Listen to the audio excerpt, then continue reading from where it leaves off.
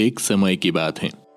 परमेश्वर कबीर साहब जी महाराष्ट्र के पंढरपुर के पास एक आश्रम बनाकर सत्संग किया करते थे।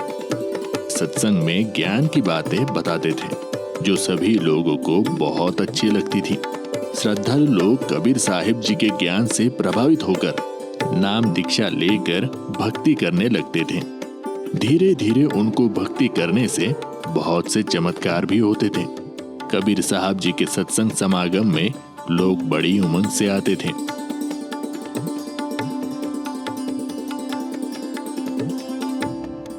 उन्हीं भक्तों में से एक भक्त का नाम रंका था। रंका भगत जी एक सच्चे सेवक थे। उनकी पत्नी बंका तथा बेटी अवंका भी भक्ति किया करती थी। उनका परिवार बहुत निर्धन था। दोनों पति पत्नी जंगल से सूखी लकड़ियां तोड़कर लाते थे और उनको शहर में बेचकर अपना घर चलाते थे। उस काम में वो बहुत ही मेहनत किया करते थे। कबीर साहिब जी के साथ में नामदेव नाम के एक भक्त रहते थे तथा वे भी कबीर जी के शिष्य बन गए थे। एक दिन उन्होंने अपने गुरुदेव कबीर जी से प्रार्थना की और बोले, हे गुरुदेव, आपके भगत रंका बहुत निर्धन है। ये जंगल से लकड़ियां तोड़ कर लाते हैं और उसको शहर में ले जाकर बेचते हैं। वहां से धन इनको प्राप्त होता है और उससे ये अपना गुजारा बड़ी मुश्किल से कर पाते हैं। इनका शरीर भी बहुत कमजोर हो गया है। पूरा दिन मेहनत करने में लगे रहते हैं, इसलिए भक्ति करने का समय भी बहुत ही कम मिलता है।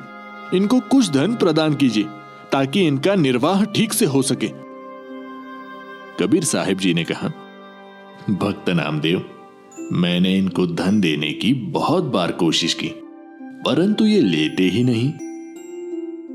हे गुरुदेव, आप फिर से धन दीजिए, ये अब की बार अवश्य लेंगे। बड़े दुखी है दोनों। ठीक है बेटा, समय आने दो। एक दिन रंका और बंका रोजाना की तरह जंगल से लकड़ियां सिर पर लेकर आ रहे थे। जिस रास्ते से वे दोनों आ रहे थे तो कबीर जी अपने शिष्य नामदेव जी को साथ लेकर उसी रास्ते पर आ गए।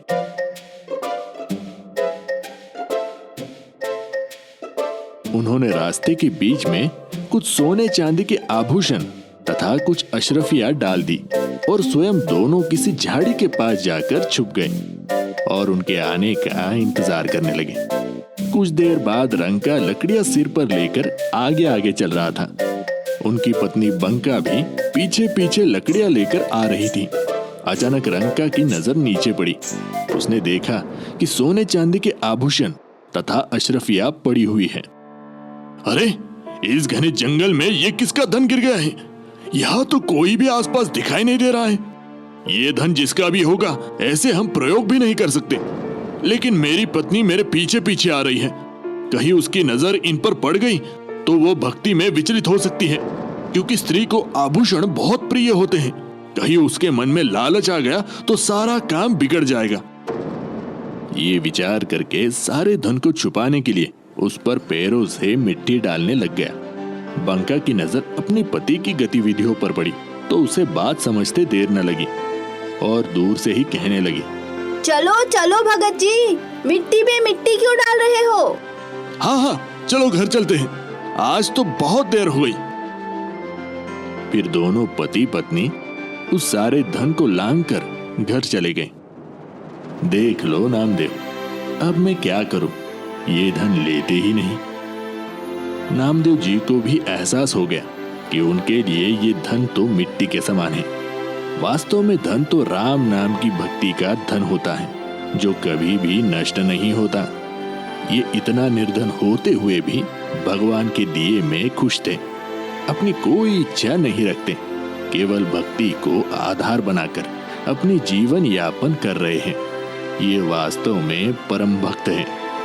कबीर साहिब जी कहते हैं, कबीरा सब जग निर्धना, धनवंता न कोय, धनवंता सोई जानियो, राम नाम धन होए। ये अनमोल ज्ञान जगत गुरु तत्वदर्शी संत रामपाल जी महाराज के सत्संगों का अंश मात्र है। संपूर्ण आध्यात्मिक ज्ञान के लिए सुनिए संत रामपाल जी महाराज के मंगल प्रवचन।